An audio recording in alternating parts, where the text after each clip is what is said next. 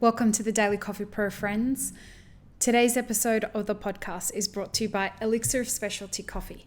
Looks like whiskey, feels like tea, made from coffee, and unlike anything you've ever tasted before, Elixir is a ready-to-go bottled beverage that tastes so unique that it will trick you into wondering if this is actually coffee.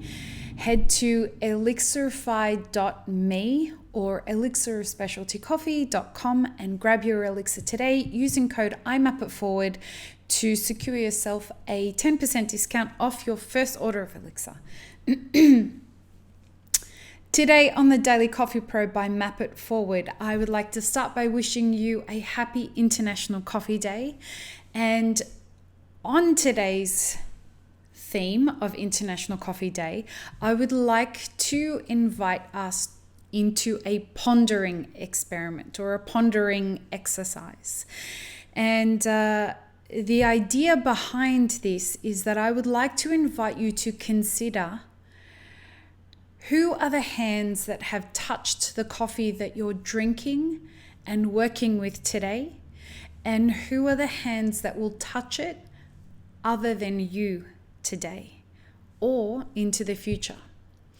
Empathy is a really important part of improving your professionalism, but it's also a very important part in us coming together so that we can understand how we can fix the many challenges facing us with regards to the coffee price crisis and the coffee value chain issues. They are many, and the solutions are far and few between. In order for all of us to be able to understand how we can contribute in some small way to what the challenges are, we are absolutely going to need to have empathy and understanding for how the people that come before us in the coffee supply chain and will come after us in the coffee value chain experience that coffee. Now, why is this important and how does this look? So this morning, while I was having a moment and celebrating my experience of the coffee industry on International Coffee Day, I celebrated with an elixir and peanut butter toast. It's my favorite food pairing in the world. And what I did was consider who is the person that decided that the tree that the coffee came from that I was drinking, that went into making this elixir. Who was the person who planted that tree? Who was the person who decided on that varietal? What was that decision-making process like for them? Now, I can't know the intricate details of that, but I can start to get into the mind and the environment of the very genesis of the coffee that I was drinking. Then I would go to the people who set up the water systems that were bringing water to that coffee tree, the people who nurtured the soil, the people who picked the cherries off the plant and came through a number of passes throughout the harvest on that particular tree. Not just coming through once, coming through many times so that they could ensure that the cherries were picked ripe.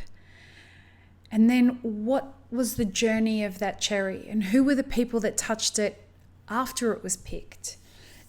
It traveled to a wet mill. Did it travel via coyote? Did it get milled on the same area as the farm that it was picked on? What was the process? Who were the people that got the water for it to be wet milled?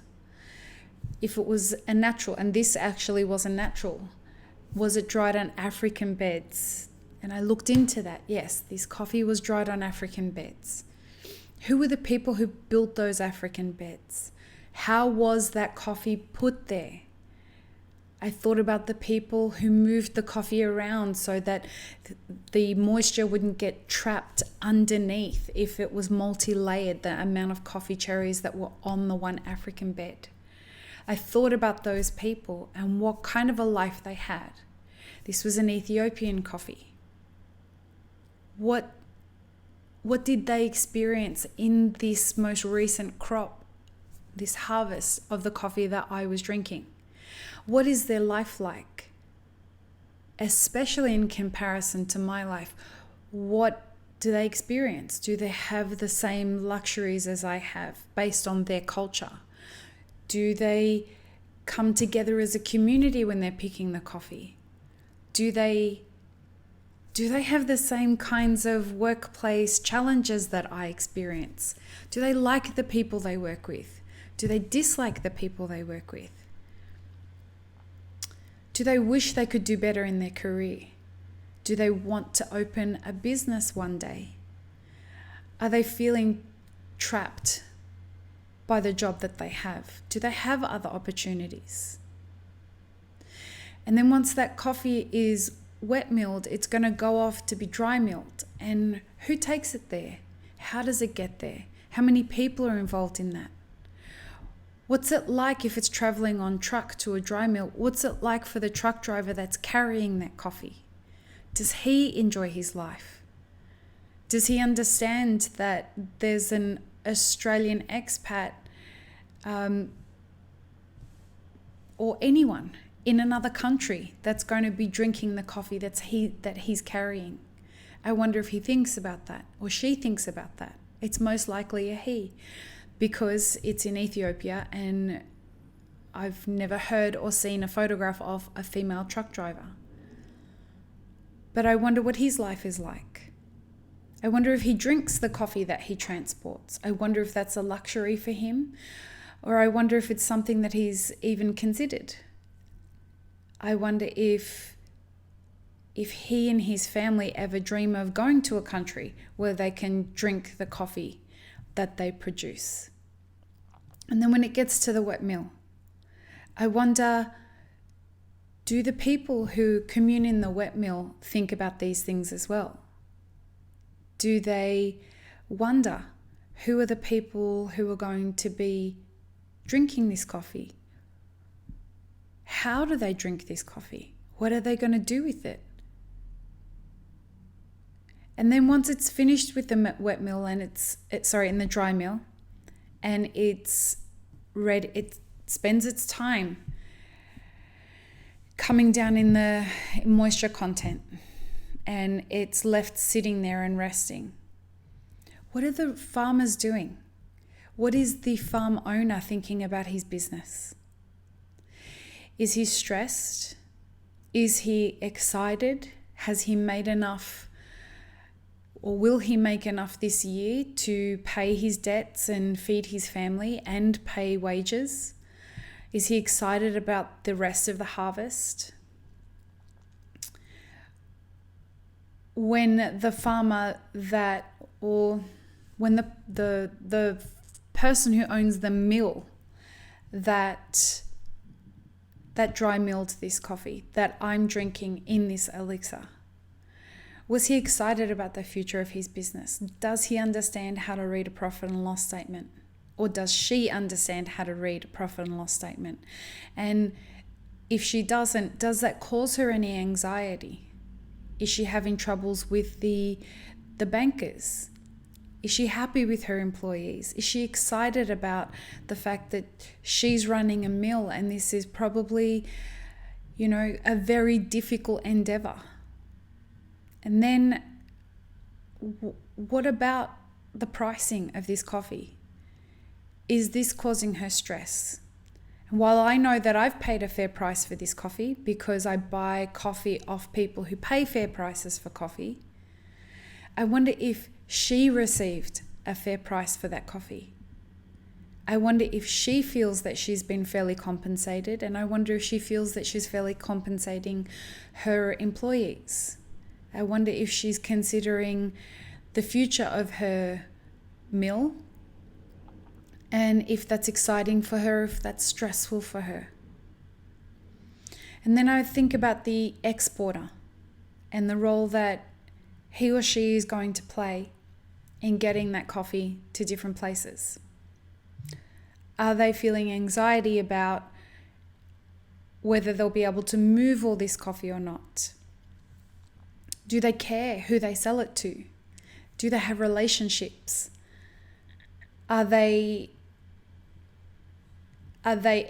feeling that they are paying a fair price to the people who have come before them in the coffee supply chain? Do they wonder if they should set it up different? I then wonder about the importers, the stress that they go through with regards to having to battle both sides of the value chain. They want to pay a fair price for the coffee, but they also want to make sure that there's someone to buy it on the other side. And I'm not kidding myself here. They're counting their dollars as well. They're sitting pretty right at the center of the value chain, the supply chain. But I wonder what they think as they're hedging on the sea market to protect their risk and cover their risk for any coffee that they've underpaid for. And then I wonder about the people that are importing it into the country that I live in, and the hope and excitement that they'll feel in being able to move this coffee, or are they feeling anxiety around it? And then I think of the salespeople that are going out there trying to represent the coffee and cupping the coffee and trying to showcase this coffee so that people will want to buy it. How are the people that are cupping it experiencing it? Are they loving this coffee? Do they understand this coffee? Do they even know what they're doing when they're cupping it?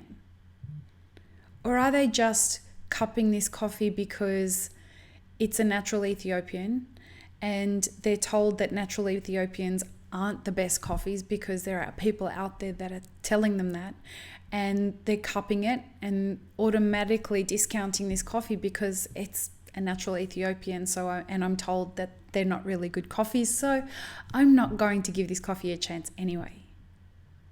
But then I wonder about that person who cupped it and could see it for what it was, like Elliot from Steady State, who roasted this coffee and saw something very special in it. And he thought about me and knew that I would love this coffee as elixir.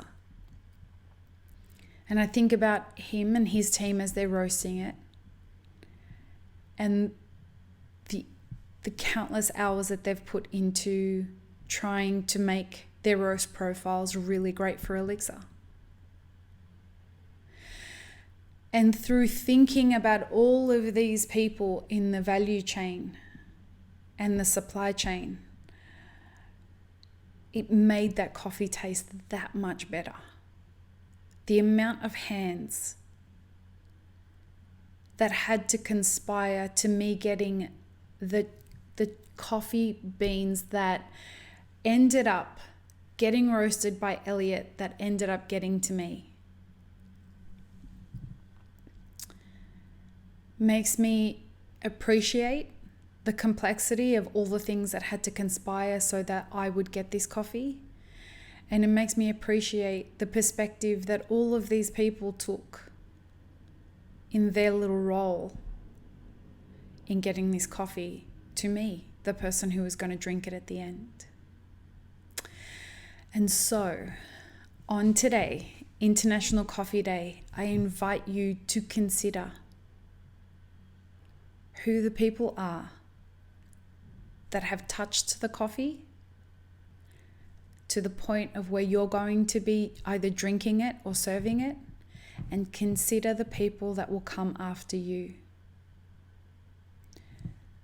I know that the people who are going to be customers of the elixir that we're serving may not even understand in any way, shape or form the complexity of the supply chain and this agricultural product that they're going to consume. Knowing that and thinking about the things that I've thought about today have made me want to understand how I can change that even further. And this is not going to be an easy task for any of us, but that's the point of this pondering experiment.